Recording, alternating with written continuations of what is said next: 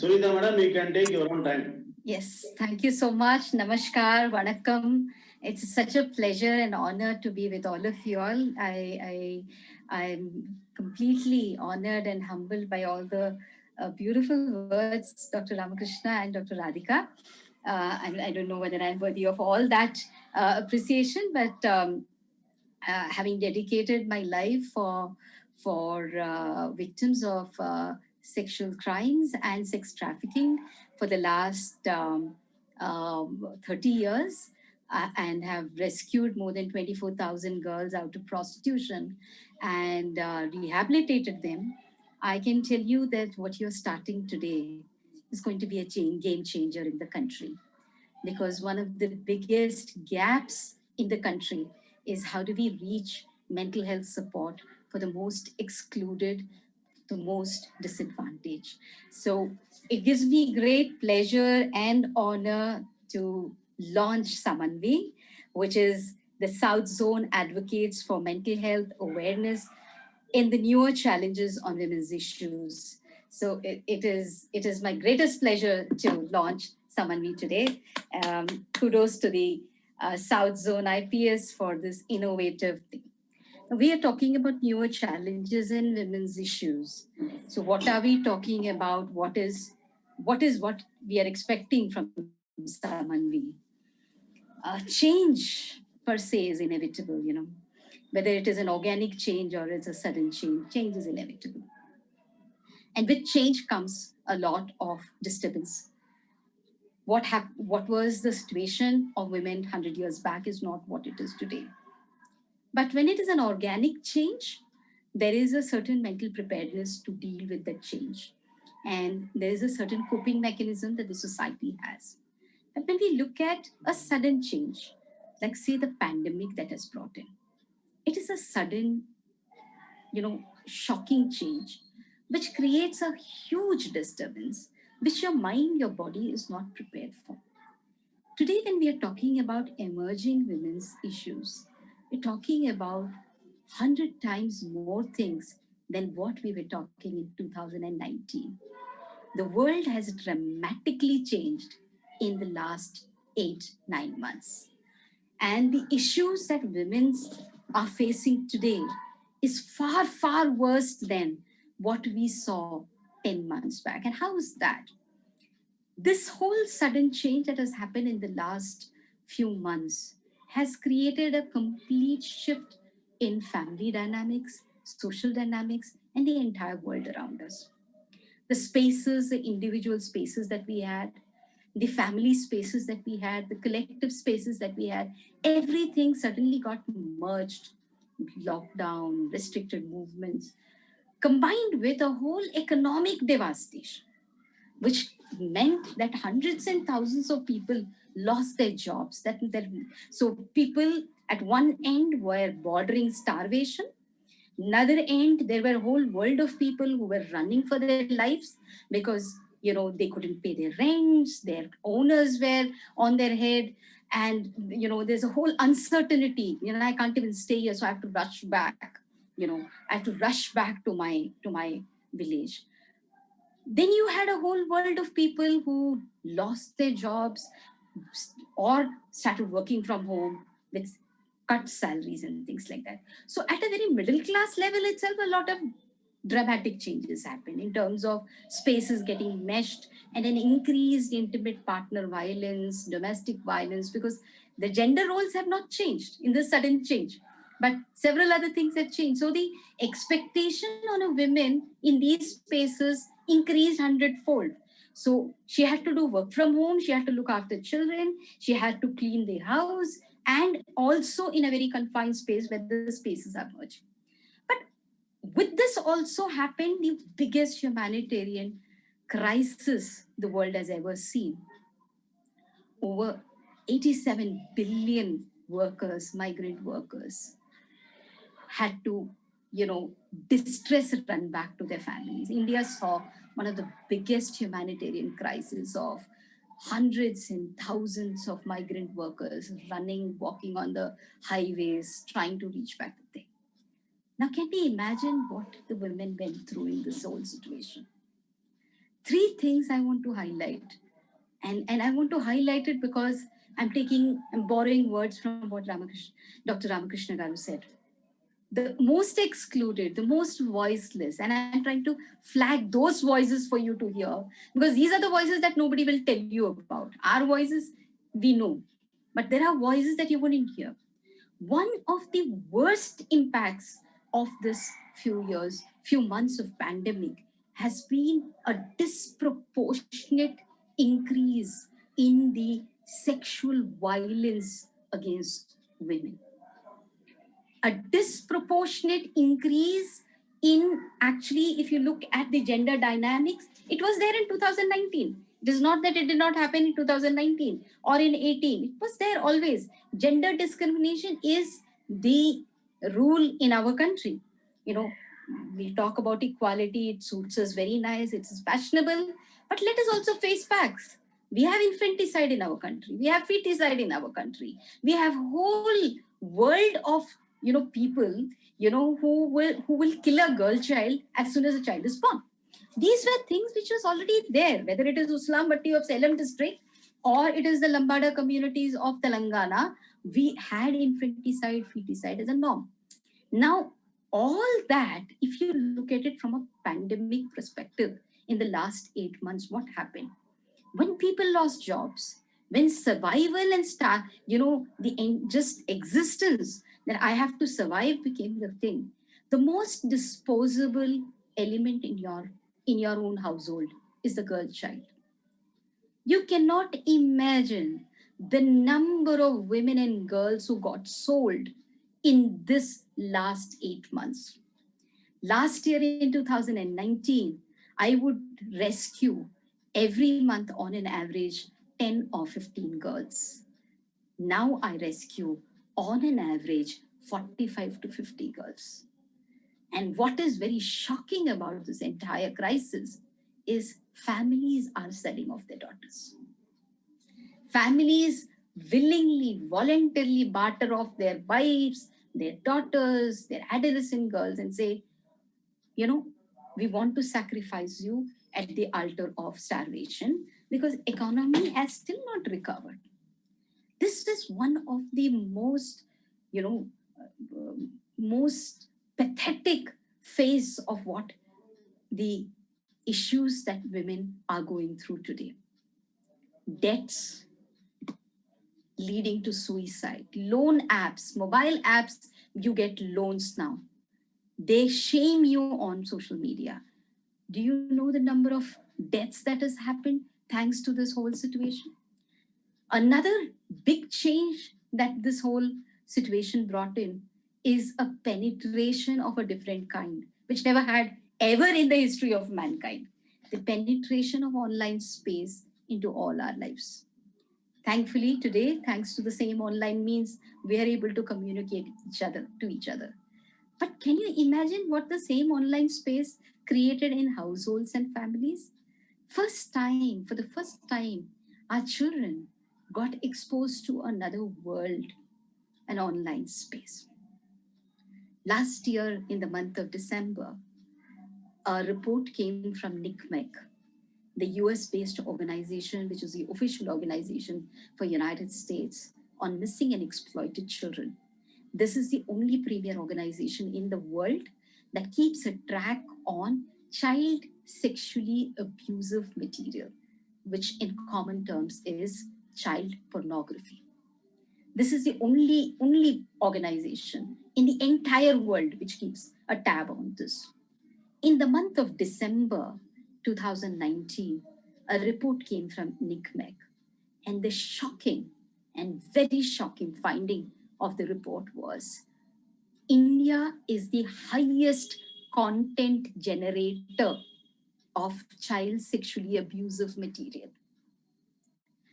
which means that India has the highest prevalence of children being raped, and that rape being recorded on video and disseminated worldwide.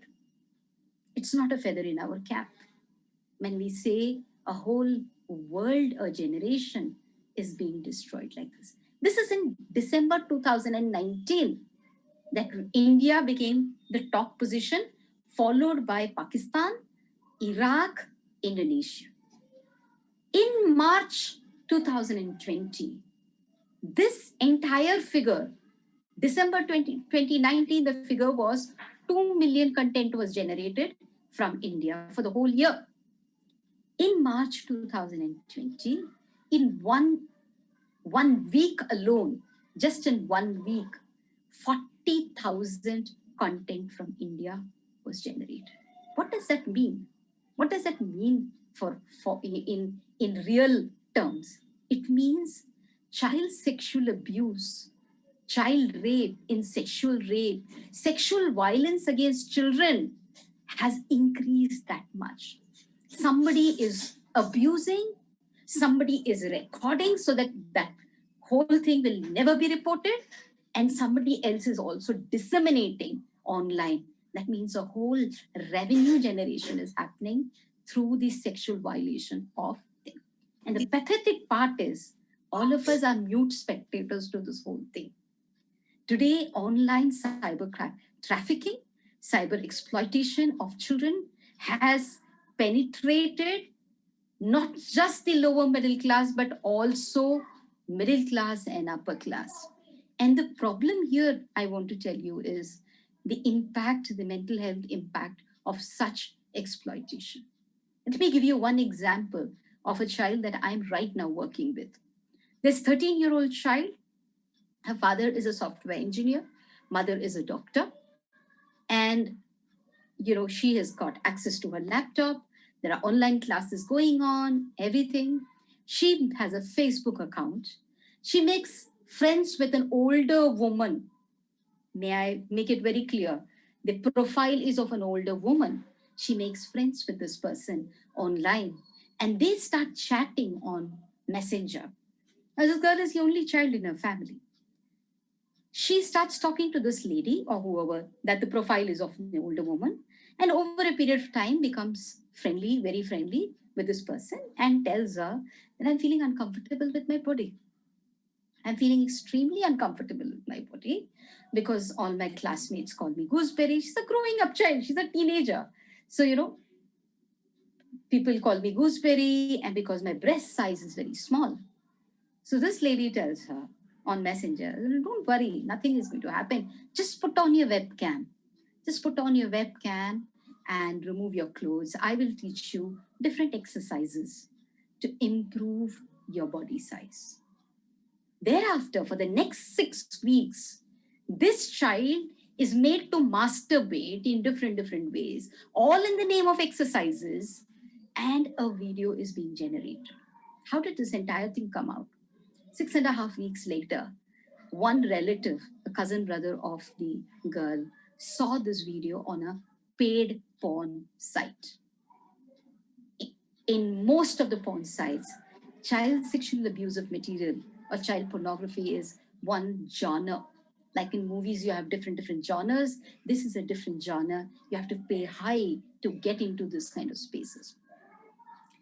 And that is where he found this video, and that is how this whole thing comes out. We are dealing with this girl for the last few months, I would say. Girl refuses to come out of her room. Girl refuses to interact with anybody outside.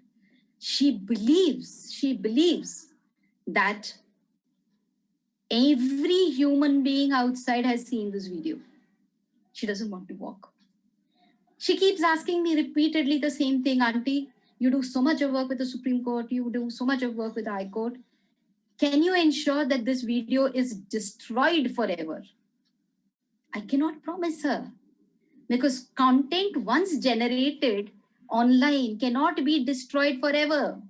You can block upon site, but you cannot destroy that content, because that content can be downloaded in another system. It can be taken on a pen drive, it can be taken in a mobile, and transmission can continue.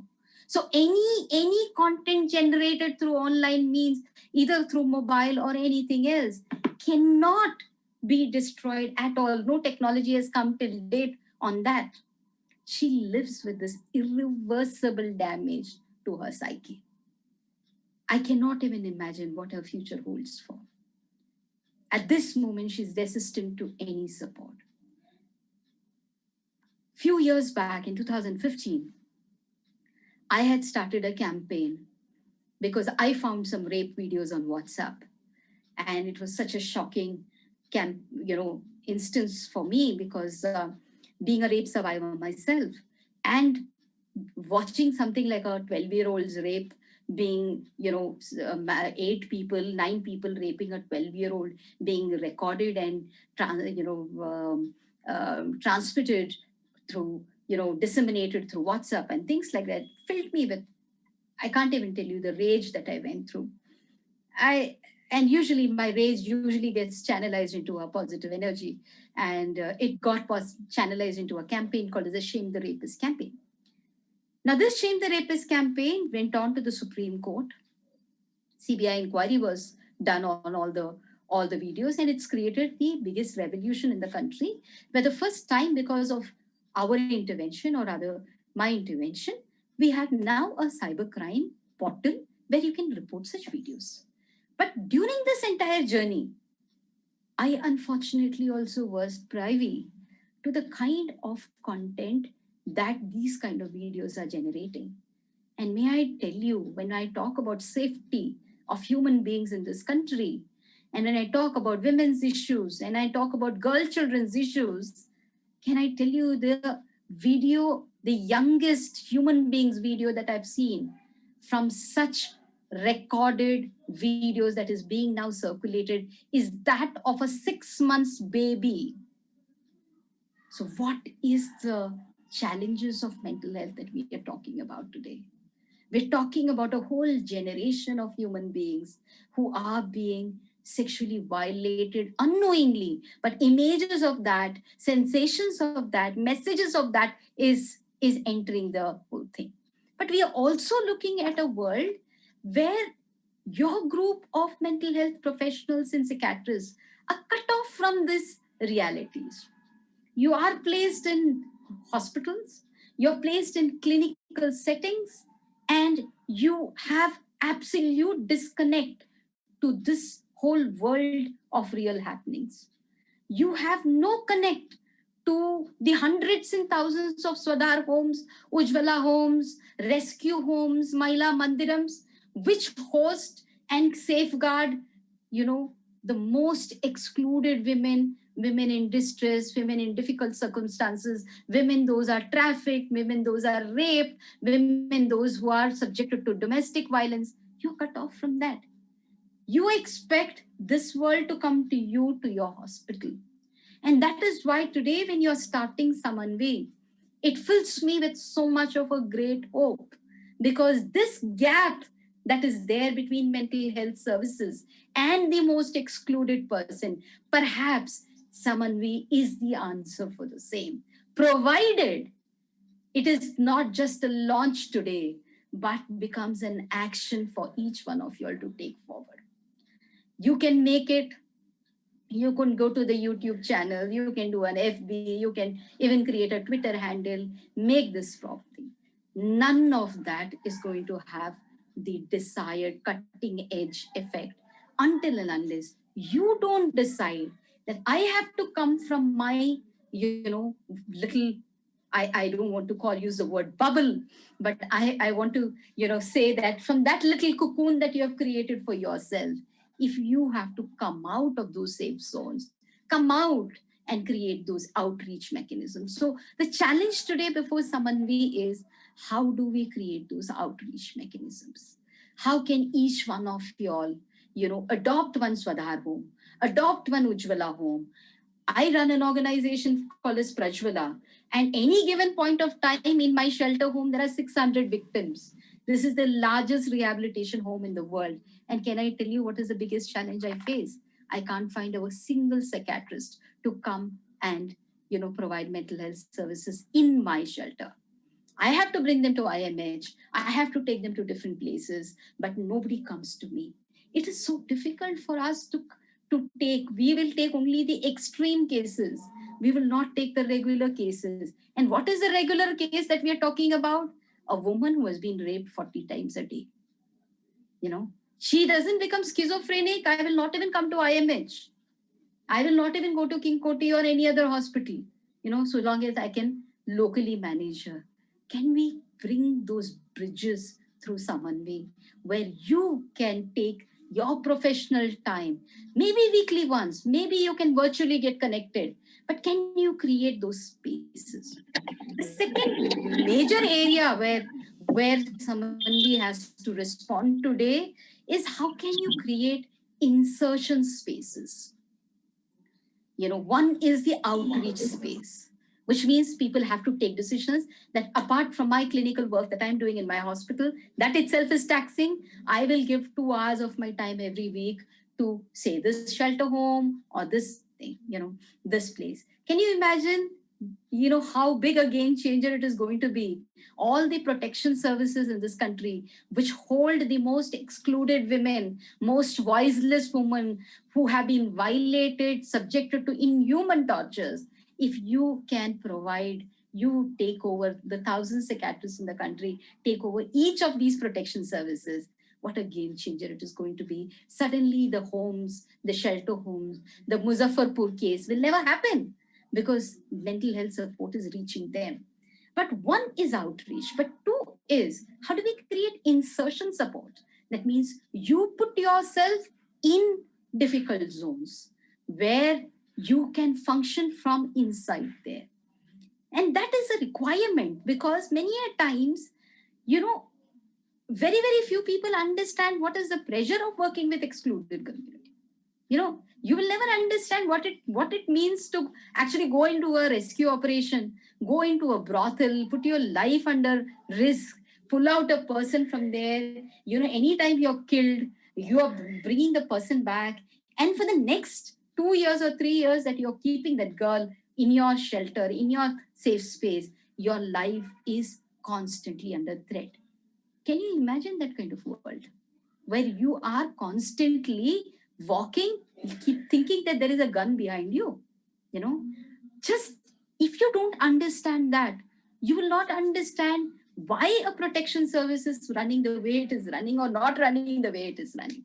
So, insertion gives you wider exposure and understanding of the realities around you and the layers that you need to work on. The third area that I want to flag today before Samanvi is children, children, and the specific requirements of especially online penetration, the sexual exploitation, sexual abuse of children online. What is the kind of mental health programs that someone we can design today which will help children in schools, in colleges, in high schools, so that they can cope up with this exposure and bombarding of information that they are getting today. If we look at women at whole, we also need to look at wellness program. We need to start looking at whether someone we can use your academic understanding, your practical understanding in designing program, which can be integrated into schools, colleges, households, companies, because once we come out of this pandemic situation, there is going to be another huge world of mental health concerns that all of us are going to be challenged to face with. Are we prepared for that? So Samanvi today has a lot of challenges already standing before you. The challenge is for you to find out how you can, create a very practical, doable, verifiable action plan. Next year, December 29th, when we have a review of what Samanvi has done in 365 days, we should have some verifiable indicators to say, yes, we started our journey on 29th of December 2020. On 29th of December 2021, this is the journey that we have gone through. This is the number of people that we have supported. This is the number of programs that we have designed. So let us look at what are the practical implications of Samanvi. I wish the entire Samanvi the very best, and I can honestly tell you on behalf of of thousands and hundreds and thousands of victims and survivors, that what you are going to be doing or what you aspire to do is the biggest gap that exists today. And if you can make even a small pathway, I'm not even talking about a bridge at this moment, even if you can create a small pathway, you will be a game changer in the lives of millions of women and girls whose voices are never heard. Thank you so much for considering me for today's launch. I can't tell you, it is such an honor, because I've been trying to reach psychiatrists all across to see whether the whole world of trafficking, sexual exploitation, sexual violence can become your mandate. I have never had any success. Today is like Dr. Ramakrishna said, Nivedita, got her 2 6s. For me, it is like a bumper lottery today that I'm able to engage with you all, to make the voices of the millions, which is not heard to you all, hoping that today would be the beginning of a new revolution in the lives of the most excluded women. Thank you so much. Namaskar. Thank you, madam. Thank you. Thank you so much. So much. Such an inspiring talk.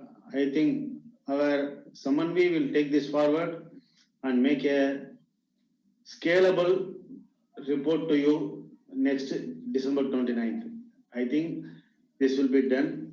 And on our part, IPS will help the Shaktis to do whatever is to be done. And from my side, our hospital, we have got 6 psychologists and 6 psychiatrists working together. There are 7 or 8 women psychologists.